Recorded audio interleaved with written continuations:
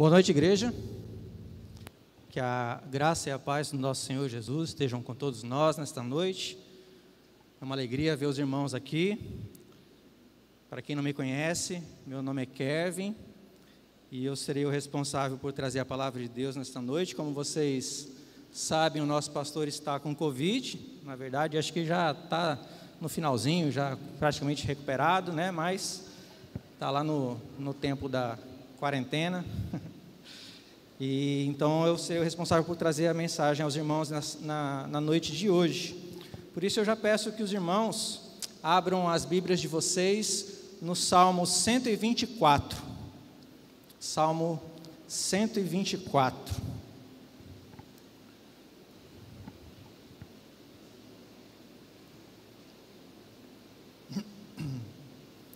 Salmo 124, nós vamos fazer a leitura do salmo todo. Então, diz assim a palavra de Deus. Obrigado, irmão. Diz assim a palavra de Deus: se o Senhor não estivesse do nosso lado, que Israel o repita, se o Senhor não estivesse do nosso lado, quando os inimigos nos atacaram, eles já nos teriam engolidos vivos, quando se enfureceram contra nós. E as águas nos teriam arrastado, e as torrentes nos teriam afogado. Sim, as águas violentas nos teriam afogado. Bendito seja o Senhor, que não nos entregou para sermos dilacerados pelos dentes deles. Como um pássaro escapamos da armadilha do caçador. A armadilha foi quebrada, e nós escapamos. O nosso socorro está no nome do Senhor, que fez os céus e a terra. Vamos orar, meus irmãos. Pai querido, nós nos aproximamos da Tua presença agora, agradecidos, Pai, por esse trecho da Tua palavra, este salmo, Pai, que nos encoraja, sabendo que o Senhor está do nosso lado, Pai. Pedimos que o Senhor fale conosco através da exposição deste texto, que o Senhor ministre os nossos corações, Pai, que o Senhor nos abençoe, que o Senhor nos direcione, que o Senhor nos proteja, Pai. Fala com a Tua igreja, Senhor. Produza a obra que o Senhor quer produzir nos nossos corações, Pai. Alcance aqueles que estão afastados de Ti e dá conforto e alegria àqueles que já estão debaixo das Tuas asas protetoras. É o que nós Te pedimos no nome de Jesus. Amém. Amém. Irmãos, eu não sei se vocês já prestaram atenção na expressão "e se".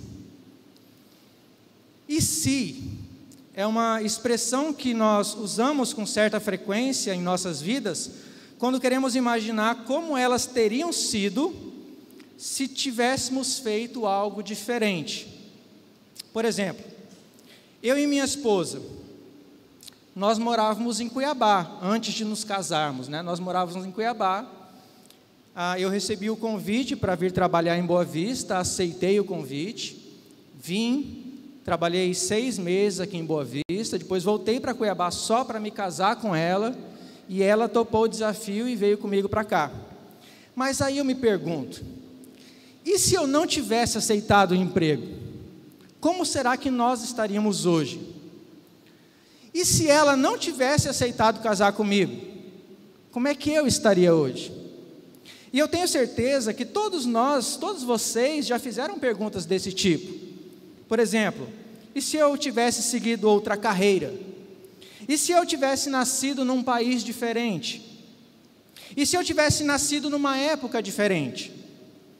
Talvez, e muito provavelmente, os jovens que estão aqui já se perguntaram: e se eu tivesse nascido numa família diferente?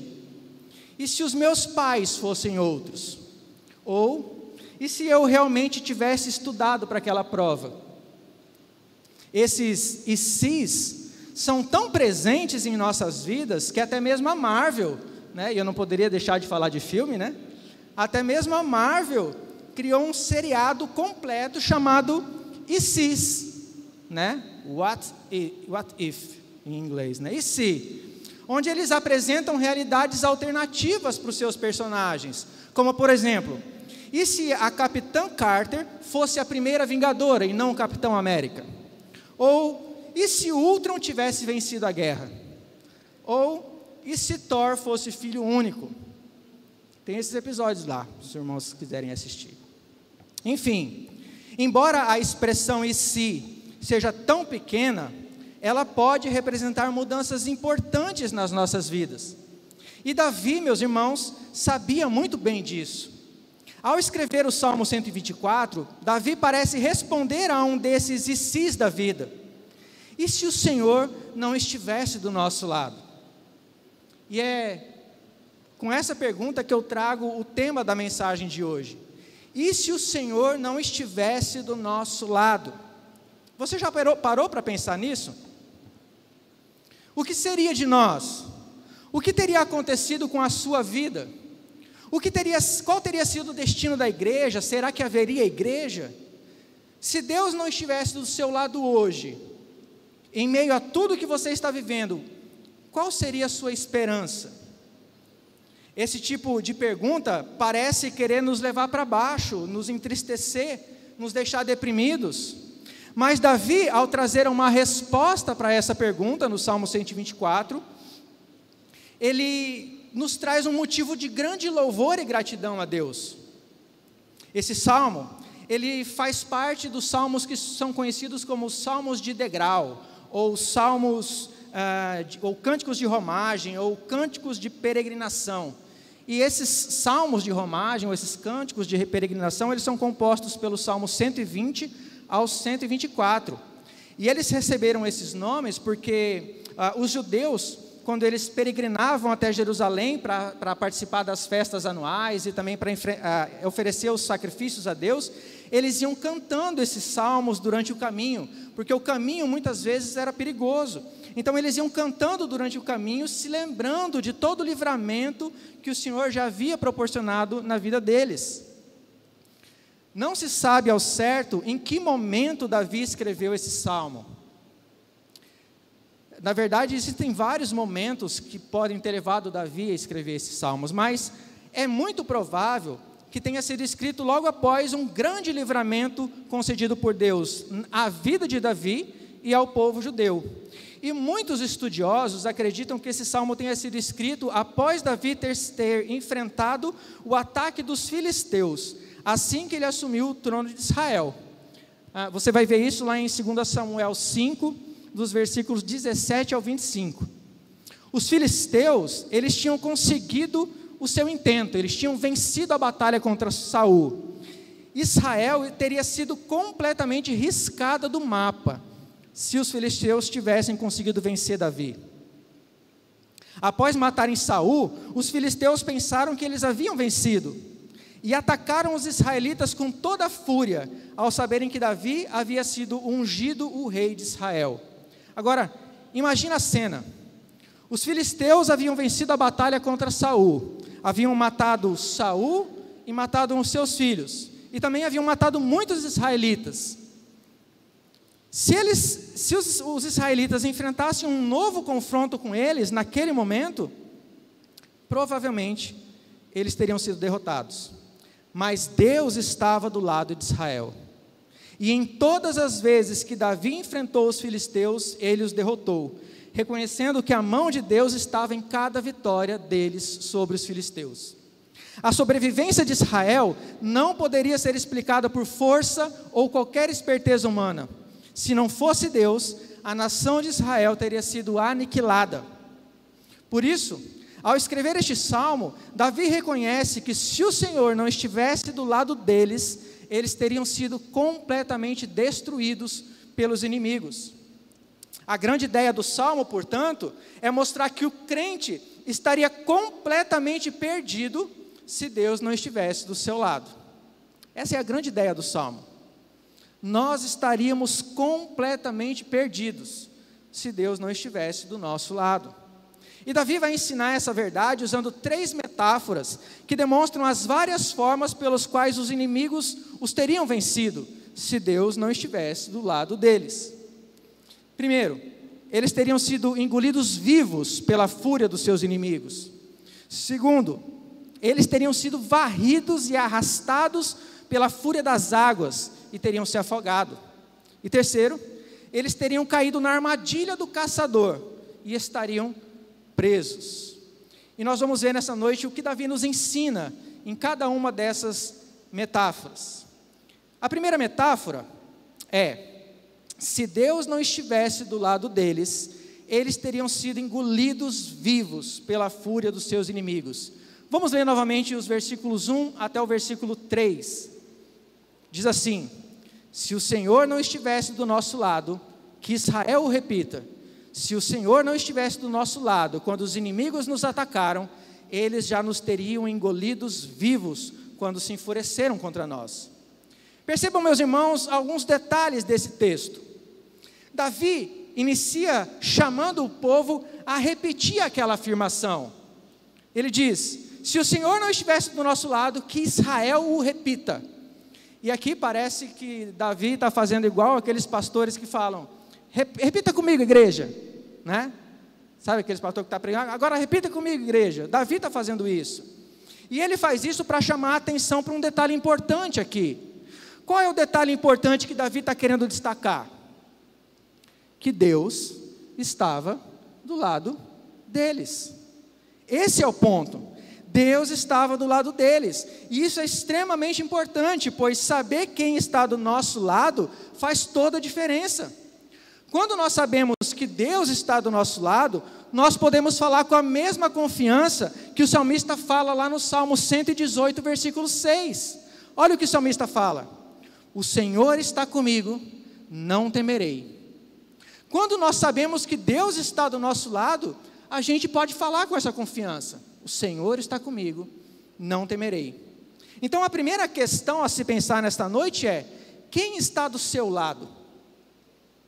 Podemos ter muitas pessoas ao nosso lado e ainda assim estamos completamente perdidos. Você pode ter o seu pai, a sua mãe ao seu lado e ainda assim viver derrotado e desanimado.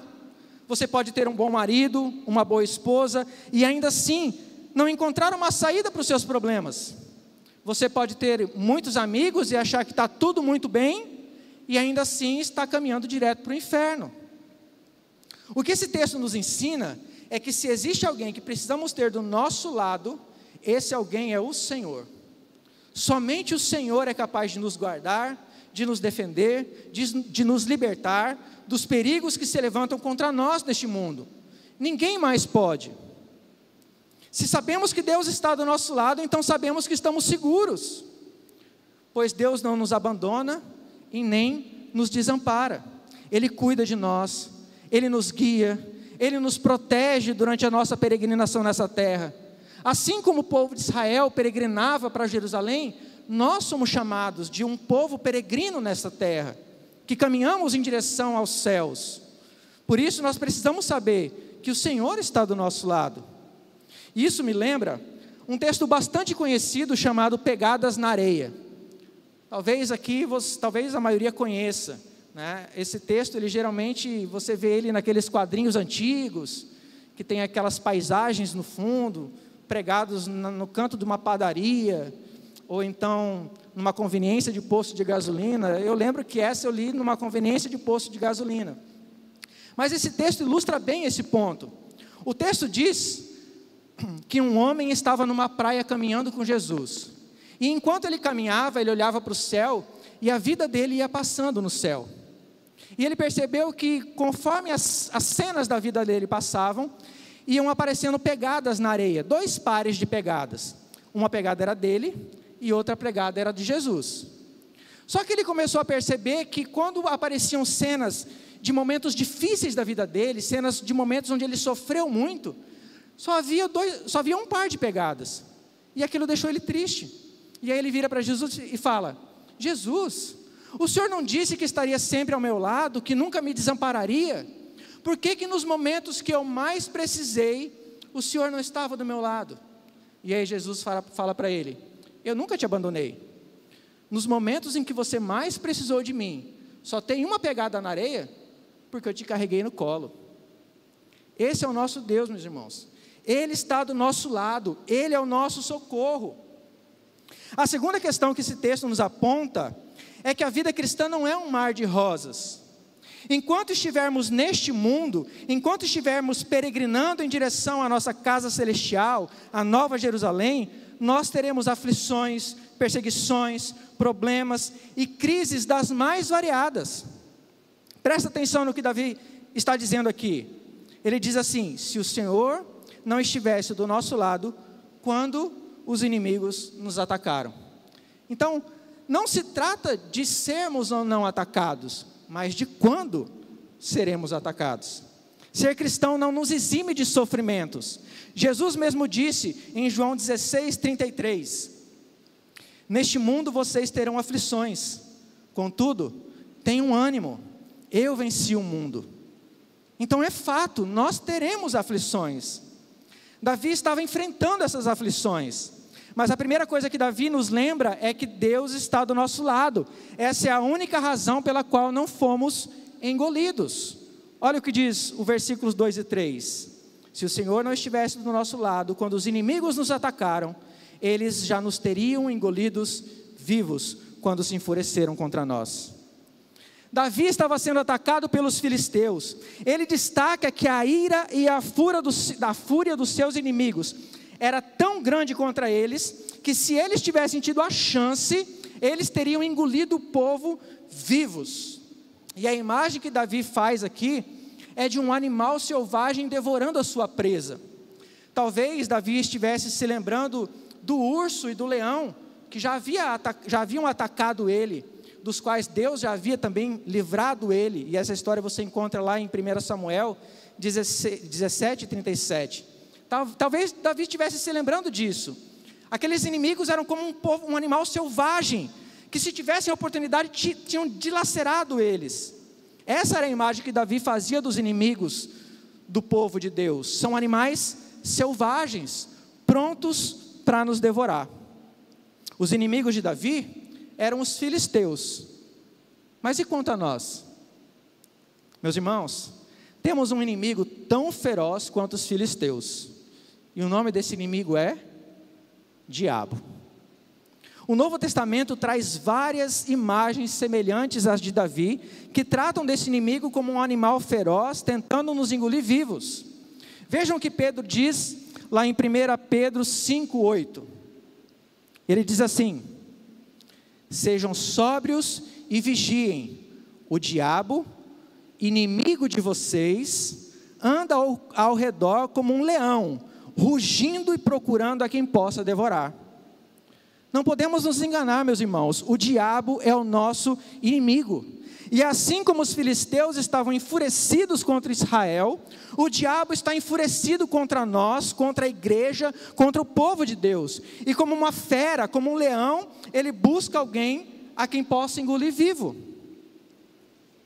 Isso nos mostra que além de ataques na esfera física, ou seja, perseguições, sofrimentos, crises, dores, tristezas, depressões, que sofremos por viver nesse mundo caído e corrompido pelo pecado, o diabo ainda tenta atacar a nossa área espiritual. Além de querer destruir o nosso corpo, ele quer destruir a nossa alma. Mas se Deus está do nosso lado, temos a garantia de que podemos resistir aos ataques do diabo. Em meio ao sofrimento, e sim haverá sofrimento, mas apesar do sofrimento, Deus vai nos restaurar, Deus vai nos fortalecer, Deus vai nos livrar e vai nos conduzir para um lugar seguro. Talvez você esteja sendo atacado fisicamente hoje, talvez você esteja passando por um ataque assim, talvez uma crise financeira, talvez um problema no seu casamento, alguma dificuldade com seus filhos, talvez uma doença na sua vida, em alguém da sua família, talvez uma depressão. Talvez você esteja sendo atacado espiritualmente. Talvez você esteja passando por um momento de desvio moral, esteja sofrendo uma tentação, esteja lidando com um pecado com o qual você está lutando. Essas tribulações, esses problemas, essas lutas, essas crises, essas tentações podem estar te atacando com tanta fúria que a sensação que você tem é que elas vão te engolir, que elas vão te devorar. E essa foi a sensação que o povo de Israel teve durante o período do reinado de Nabucodonosor. Olha o que Jeremias 51:34 diz. Jeremias 51:34.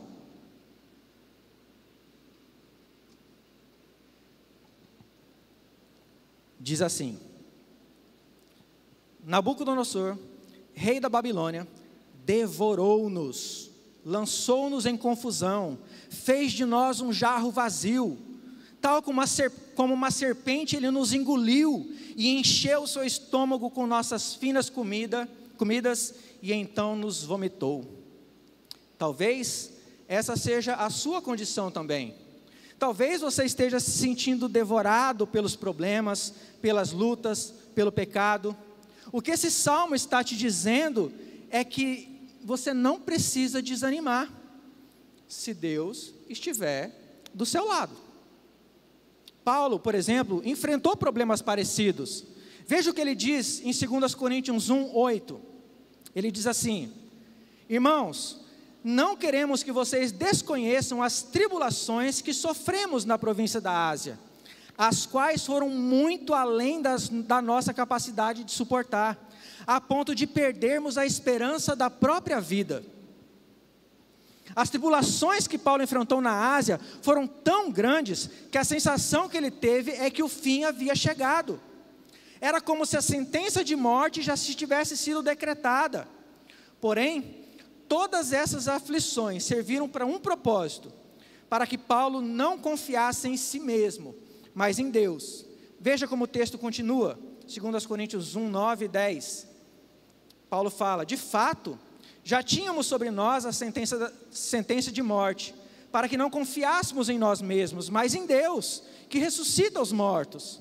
Ele nos livrou e continuará nos livrando de tal perigo de morte. Nele temos colocado a nossa confiança de que continuará a livrar-nos. Por isso, meu irmão, se você estiver se sentindo engolido por alguma dificuldade, devorado por alguma tribulação, tragado por algum ataque inimigo, despedaçado por algum pecado, não se desespere. Coloque a sua esperança unicamente em Deus, pois Ele está do nosso lado. Ele nos dará livramento. É por isso que Davi, aqui no Salmo 124, ele diz lá no versículo 6, bendito seja o Senhor, que não nos entregou para sermos dilacerados pelos dentes deles. Percebam como Davi faz um link entre o versículo 2 e o versículo 6. Aquele animal feroz, louco para engolir o povo vivo, foi impedido de mastigar, foi impedido de usar os seus dentes, pela atuação de Deus, que estava do lado do povo. Somente Deus pode livrar o povo dos dentes ferozes dos seus inimigos. E Davi reconhece que eles só não foram devorados porque Deus agiu. Foi Deus que não os entregou. Foi Deus que os livrou. O livramento não foi baseado na força de Davi. O livramento não foi baseado no poder que Davi poderia ter pelo fato de ser um rei. O livramento não veio porque Davi tinha um exército, nem mesmo por qualquer estratégia humana. O livramento veio do Senhor, que não os entregou para serem mortos. Por quê? Porque Deus estava do lado deles. A segunda metáfora que Davi utiliza é a seguinte: se Deus não estivesse do lado deles, eles teriam sido varridos e arrastados pela fúria das águas, e teriam se afogado. Olha o que diz os versículos 4 e 5. Diz assim: as águas nos teriam arrastado, e as torrentes nos teriam afogado. Sim, as águas violentas nos teriam afogado. Davi aqui está usando agora a imagem da água para descrever os ataques dos filisteus.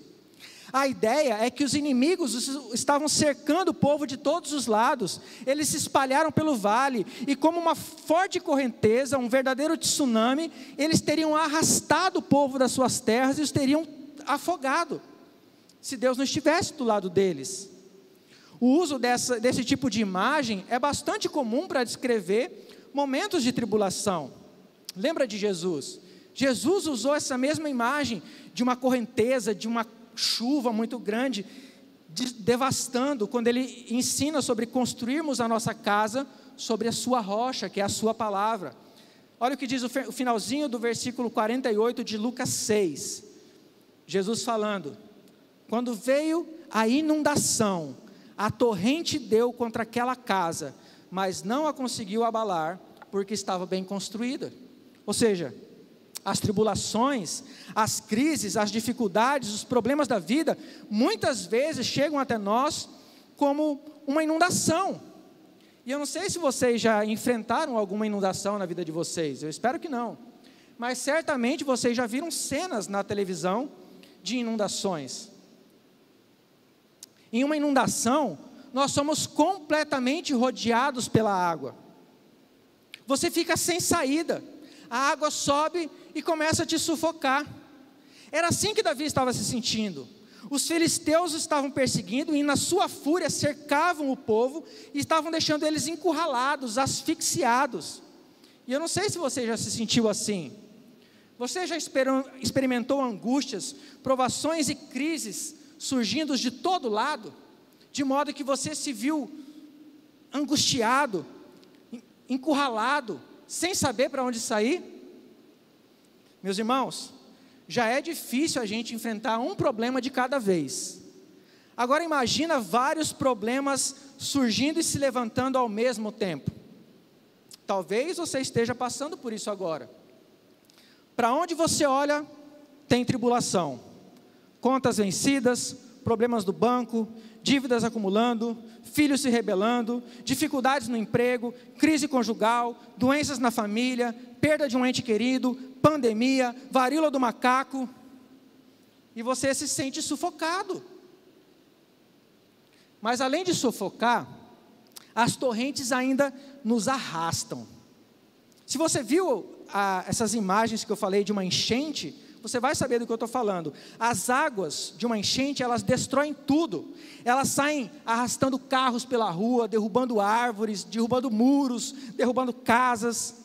Por onde as águas passam, fica um rastro de destruição. E assim também é conosco. Alguns problemas que nos cercam, não apenas nos sufocam, mas também arrastam e devastam a nossa vida por inteiro. E não pense que porque você é cristão, você está isento disso. Os cristãos não estão livres de enfrentar uma enxurrada de problemas e dificuldades na peregrinação da vida. Mas Davi está nos lembrando que se Deus estivesse do nosso lado, a violência das águas, dos problemas, dos ataques inimigos, não nos teriam afogado. Imagina, meu irmão, que palavra de conforto, que consolo é saber que Deus está do nosso lado. Nesse mundo violento, cercado de perigos físicos e espirituais, onde o inimigo das nossas almas, o diabo, tenta nos devorar, onde os problemas da vida tentam nos sufocar e nos devastar, Deus está do nosso lado, nos livrando, nos salvando, bendito seja o Senhor. A terceira metáfora que Davi usa é que se Deus não estivesse do lado deles, eles teriam caído na armadilha do caçador e estariam presos. Percebam que Davi já havia ilustrado os seus inimigos como um animal feroz, que estava pronto para devorá-los. Davi já tinha ilustrado os seus inimigos como águas turbulentas, como enchentes que arrastam, que devastam, que nos afogam. E agora Davi usa a imagem de um caçador, de um pássaro e de uma armadilha. Quem é o caçador aqui na história? É o inimigo. O pássaro é o povo de Deus. E a armadilha é o meio pelo qual o caçador usa para prender o povo de Deus. Agora, como que funciona uma armadilha? Eu não sei quantos aqui já tentaram pegar um passarinho no Marapuca. Alguém já? Pega não, pode não. O Ibama vai vir aqui, não vai dar ruim. Mas se você já tentou, você sabe que uma armadilha tem pelo menos duas características básicas. Primeiro, toda armadilha precisa ser inicialmente atraente. Já parou para perceber isso? Precisa ser atraente. Quando queremos apanhar um pássaro em uma armadilha, nós precisamos colocar algo ali que atraia o pássaro. Uma isca. Essa é a estratégia do caçador. Se a armadilha não for inicialmente atraente, ninguém cai na armadilha. No caso do pássaro, a gente geralmente coloca ali um alimento, que é algo que ele deseja, é algo que ele quer, é algo que o atrai. O pássaro, ele não espera que de cara aquilo seja perigoso. Para ele, não é perigoso. Aquilo é atraente para ele. Aquilo se torna perigoso com o tempo. Isso é uma característica da armadilha, ela é inicialmente atraente. A segunda característica é que a armadilha é, na verdade, uma prisão disfarçada. Quando o pássaro ele é atraído para a armadilha, no desejo ali de saciar a sua fome, de comer aquele alimento, ele ativa o disparador da armadilha, a armadilha cai e prende aquele pássaro. Ele está fechado, ele está preso ali, não tem mais escapatória. Depois que o animal cai na armadilha, não tem mais como escapar, já era. Está preso. Ele é do caçador, o caçador venceu. Ou seja, a armadilha é um artifício traiçoeiro que o caçador usa para aprisionar a sua presa. É uma cilada, uma emboscada. É essa a imagem que Davi faz do inimigo do povo de Deus. Os inimigos do povo de Deus são traiçoeiros, que preparam emboscadas, que tentam aprisionar o povo de Deus. E o nosso inimigo também é assim. Paulo diz lá em Efésios 6:11, que nós precisamos nos vestir com toda a armadura de Deus, para quê? Para podermos ficar firmes contra as ciladas ou armadilhas do diabo. O diabo faz armadilhas para nos pegar. Paulo diz lá em 2 Timóteo, no capítulo 2, versículos 25 a 26, que nós devemos corrigir com mansidão os que se lhe opõem, na esperança de que Deus lhes conceda o arrependimento, levando-os ao conhecimento da verdade, para que assim voltem à sobriedade e escapem do quê? Da armadilha do diabo, que os aprisionou para fazerem a sua vontade. O diabo, o nosso inimigo, vive nos atraindo para ciladas. O seu objetivo é nos aprisionar, é para que nós façamos a vontade dele e nos afastemos de Deus. E a Bíblia mostra várias formas que o diabo usa para nos atrair para as suas armadilhas. Eu vou citar apenas cinco estratégias que o diabo usa para nos atrair. Primeiro, más companhias. O diabo nos atrai com amizades ruins, que nos afastam de Deus. À primeira vista, as amizades são agradáveis. Elas te animam, elas te entendem, elas te dão um senso de pertencimento, você se sente pertencente àquele grupo, elas te dão uma identidade, mas com o tempo, você começa a se afastar de Deus, os seus bons costumes vão se corrompendo, quando você menos percebe, você já está preso na cilada do inimigo. Segunda estratégia são as filosofias do mundo. O diabo nos atrai pelas ideias que o mundo prega, verdades diluídas, pelaquilo que a cultura pagã do mundo nos ensina. E de início, o que o mundo prega parece atraente. Você se sente atraído pelo que o mundo prega, mas com o tempo, você passa a praticar coisas que Deus odeia. Se você lembrar do povo de Israel, eles, quando começaram a se misturar com a cultura pagã, não demorou muito para eles oferecerem os próprios filhos como sacrifício, seguindo a cultura. Então nós precisamos ter cuidado com isso. Isso é uma armadilha do inimigo. Terceira armadilha, falsas doutrinas. O diabo nos atrai usando mestres que dizem apenas aquilo que nos agrada, que satisfazem os nossos próprios desejos. E no início é atraente. A Bíblia diz que a gente sente um comichão no ouvido quando a gente ouve esses mestres falando.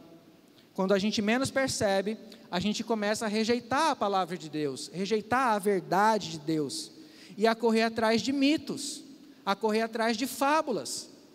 Quando você menos percebe, você já está preso e fisgado pelo diabo. A quarta isca que o diabo usa é a confiança em si mesmo. O diabo nos atrai usando o nosso próprio ego. Vocês serão como Deus. Lembra que ele fala para Adão e Eva? É uma estratégia antiga do diabo. Vocês serão como Deus. Aí ele infla o nosso ego. E no começo isso parece bom. No começo é agradável. A gente se sente atraído por isso. A gente quer isso. Quando a gente menos percebe, a gente caiu na armadilha do diabo. pois quando a gente cede a isso, usando o exemplo de Adão e Eva, o resultado é morte. É morte. Mais um para encerrar, o quinto: desejos de riqueza e imoralidade sexual. O diabo nos atrai usando nossos desejos mais íntimos, nosso amor ao dinheiro e o desejo de satisfazer a nossa carne. E tudo isso é atraente. Tudo isso nos atrai. Quem aqui não quer ganhar mais dinheiro? O diabo usa isso para nos atrair. Quando menos você percebe, você se afasta de Deus, porque é impossível servir ao dinheiro e servir a Deus ao mesmo tempo. Talvez, meu irmão, você já tenha caído numa dessas armadilhas na sua caminhada cristã. Talvez você esteja preso numa dessas armadilhas hoje. O que Davi nos ensina neste salmo é que só existe uma forma de você escapar dessas armadilhas: se Deus estiver do seu lado. Você sozinho simplesmente não consegue. O pássaro da metáfora que Davi usa só consegue escapar por quê? Porque a armadilha foi quebrada. Aquilo que o prendia já não o prende mais. Quem fez isso? Quem foi que quebrou a armadilha? Quem foi que destruiu a arapuca? Quem foi que rompeu o laço? Foi Deus. Foi Deus que fez isso. Ninguém mais pode, só Deus pode. Como diz Salmo 25:15, os meus olhos estão sempre voltados para o Senhor, pois só Ele tira os meus pés da armadilha. Só Deus é capaz de tirar os nossos pés da armadilha. Depois de olhar para os atos de Deus na história do seu povo, Davi então exulta em gratidão, olhando para frente em esperança, sabendo que o nosso socorro, seja no passado, no presente ou no futuro, está no nome do Senhor, que fez os céus e a terra. Olha o que diz o versículo 8: o nosso socorro está no nome do Senhor, que fez os céus e a terra. Meus irmãos, o mundo é um lugar muito difícil, tudo está quebrado por causa do pecado. Nós precisamos de socorro, nós precisamos de um Salvador, nós precisamos de alguém que nos livre, mas a ajuda não está nas coisas do mundo, e nem nas criaturas. O socorro certo para as horas de calamidade está na mão daquele que criou todas as coisas, e daquele que redime todas as coisas. A ferocidade dos inimigos que tentam nos engolir vivos, a força arrebatadora das tribulações que tentam nos sufocar e nos afogar, e as armadilhas que tentam nos aprisionar, são grandes demais para nós, mas elas são como um mosquito, diante do poder do Deus que está do nosso lado. Deus é o Criador dos céus e da terra, é por isso que Ele pode nos salvar. É por isso que Ele pode nos livrar das nossas dificuldades. É por isso que Ele pode nos socorrer nos momentos em que tudo parece perdido. Porque Ele é o Criador do universo. Ele está acima de tudo. Ele controla todas as coisas e nada pode desobedecê-lo. Todas as coisas lhe obedecem.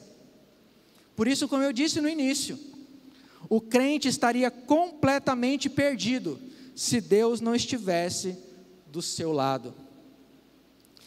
Talvez Paulo estivesse pensando nesse salmo, quando ele escreveu a sua carta aos Romanos. Eu vou pedir para os irmãos abrirem Romanos 8, para a gente perceber como Paulo parece que estava de olho nesse salmo. Romanos 8. Nós vamos ler do 31 em diante. Aqui em Romanos, Paulo tinha acabado de falar sobre a redenção que há em Cristo Jesus. E olha como ele continua então, ele fala, ó, em Cristo Jesus nós somos redimidos. E aí ele fala, do 31 em diante: que diremos, pois, diante destas coisas? Se Deus é por nós, perceba como a expressão é parecida, se Deus é por nós, se Deus está do nosso lado, quem será contra nós? Aquele que não poupou seu próprio filho, mas o entregou por todos nós, como não nos dará juntamente com ele e de graça todas as coisas? Quem fará acusação contra os escolhidos de Deus? É Deus quem os justifica. Quem os condenará? Foi Cristo que morreu e mais, que ressuscitou e está à direita de Deus e também intercede por nós. Quem nos separará do amor de Cristo? Será a tribulação, ou a angústia, ou a perseguição, ou a fome, ou a nudez, ou o perigo, ou a espada? Percebam como Paulo está lembrando dos perigos que Davi estava passando aqui. Como está escrito: por amor de ti enfrentamos a morte todos os dias, somos considerados como ovelhas destinadas ao matadouro. Olha a figura da caça e do caçador aqui. Mas em todas estas coisas somos mais que vencedores, por meio daquele que nos amou. Pois estou convencido de que nem a morte nem a vida, nem anjos nem demônios, nem o presente nem o futuro, nem quaisquer poderes, nem a altura nem profundidade, nem qualquer outra coisa na criação será capaz de nos separar do amor de Deus que está em Cristo Jesus, o nosso Senhor. Amém, igreja? Nada pode nos separar do amor de Deus. E isso nos mostra que Deus está do nosso lado por causa de Cristo. Deus está do nosso lado por aquilo que Cristo fez na cruz. Ele morreu, Ele ressuscitou, Ele está à direita de Deus e intercede por nós. Esse partidarismo que Deus tem por nós se dá pelo fato do sangue de Cristo que foi derramado na cruz, por mim e por você. E é por isso que nada vai nos separar do amor de Deus. Então Deus não está do seu lado porque você merece, Deus não está do seu lado porque você é bonitinho, porque você faz tudo certinho. Não, Deus está do seu lado porque Cristo morreu por você. É por isso que Deus está do seu lado. Então talvez você esteja enfrentando um momento de grande tribulação na sua vida, um momento muito difícil, talvez você esteja angustiado. A mensagem desse salmo é: não desanime, coloque a sua esperança em Deus, e Ele vai fazer com que tudo que você está passando coopere para o seu bem. Talvez Deus não te tire disso, talvez Deus permita que você passe por isso, para que tudo isso coopere para o seu bem. E nesses momentos, a gente precisa lembrar que Ele já nos livrou do maior de todos os perigos. Ele já nos libertou da condenação eterna que os meus e os seus pecados mereciam. Paulo diz que as aflições que enfrentamos nesta terra, por maiores e mais dolorosas que sejam, são pequenas e momentâneas, se comparadas com a glória que nos está reservada no céu. Olha como ele diz, lá em 2 Coríntios 4, versículos 16 e 18. Não desanime, ainda que o nosso exterior esteja... vou ler de novo. Não desanime, ainda que nosso exterior esteja morrendo, nosso interior está sendo renovado a cada dia, pois estas aflições pequenas e momentâneas que agora enfrentamos, produzem para nós uma glória que pesa mais que todas as angústias e durará para sempre. Portanto, não olhamos para aquilo que agora podemos ver, em vez disso, fixamos o olhar naquilo que não se pode ver, pois as coisas que agora vemos logo passarão, mas as que não podemos ver durarão para sempre. Então, meus irmãos, talvez você esteja passando por um momento difícil. Não olhe para o seu problema, não fixe a sua vida no problema, fixe a sua vida no Deus que está do seu lado. E para a gente encerrar, para nós lembrarmos e podermos praticarmos, eu vou destacar 4 pontos que nós aprendemos aqui essa noite. Primeiro, tenha Deus ao seu lado. Tenha Deus ao seu lado. Essa é a primeira coisa que você precisa fazer, ter Deus ao seu lado. Se Deus não estiver do seu lado, você está perdido. Nós vimos isso aqui, se Deus não estivesse do lado do povo, o povo estaria destruído. Se Deus não estiver do seu lado, não existe solução. E Deus só está do lado daqueles que estão em Cristo. Portanto, Entregue a sua vida a Cristo. Creia em Jesus. Arrependa-se dos seus pecados e creia em Jesus Cristo, o Filho do Deus vivo. E Deus estará do seu lado. Segundo, não desanime nas tribulações.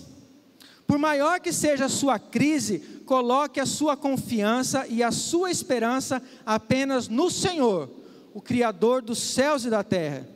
Ele é o nosso socorro bem presente no momento das angústias.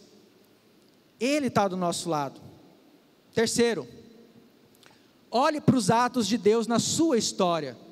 Olhe tudo que Deus já fez na sua vida. Olhe para todos os livramentos que Ele já te deu. Olhe para todas as vezes que Ele te ajudou, para todas as vezes em que Ele te socorreu, para a sua salvação. E exulte em gratidão a Deus, como fez Davi. Bendito seja o Senhor. Se você está aqui essa noite, você não tem motivo para não agradecer ao Senhor, para não louvar a Deus. E quarto, para a gente encerrar, lembre-se de que Deus já te livrou do maior de todos os perigos, a condenação. Então, como eu já disse, por mais difícil que pareça, não foque nos problemas, foque na glória que nos está reservada nos céus. Talvez Deus queira que você passe por isso para que você aprenda, como Paulo, a confiar mais nele. Como eu li agora há pouco, Deus age em todas as coisas para o bem daqueles que o amam. Deus está usando isso para o seu bem, para te ensinar, para te instruir, para fazer com que você confie mais nele. Então não foque no problema, foque em Deus que está do seu lado. Amém, igreja? Vamos orar? Vamos orar. Pai querido, nós bendizemos o Teu nome nessa noite, Pai. Bendito seja o Senhor, o Criador dos céus e da terra. Nós Te louvamos, Senhor, por tudo que o Senhor tem feito nas nossas vidas, porque nós vimos aqui nessa noite, Pai, que se o Senhor não estivesse do nosso lado, nós já teríamos sido destruídos, eliminados, engolidos pelos nossos inimigos, engolidos pelo diabo, engolidos pelas nossas tribulações, pelos problemas que essa vida nos reserva, mas o Senhor está do nosso lado. O Senhor nos liberta, o Senhor nos ajuda, o Senhor nos socorre, o Senhor nos dá a Tua salvação. E nós só temos uma coisa a fazer, Pai: Te agradecer e glorificar o Teu nome. Que o Teu nome seja louvado e engrandecido no nosso meio, por tudo aquilo que o Senhor tem feito, Pai. Ajuda-nos a enxergarmos a Tua obra na nossa vida. Ajuda-nos a enxergarmos quando pensamos que o Senhor não está conosco, mas o Senhor está, na verdade, nos carregando no colo. Às vezes a gente quer te sentir a Tua presença, mas o Senhor está sempre do nosso lado, ainda que a gente não sinta. E nós somos gratos por isso, Pai. Nos conforta e nos consola, Pai, por sabermos que o Senhor está sempre do nosso lado. No nome de Jesus nós Te agradecemos. Amém. Amém.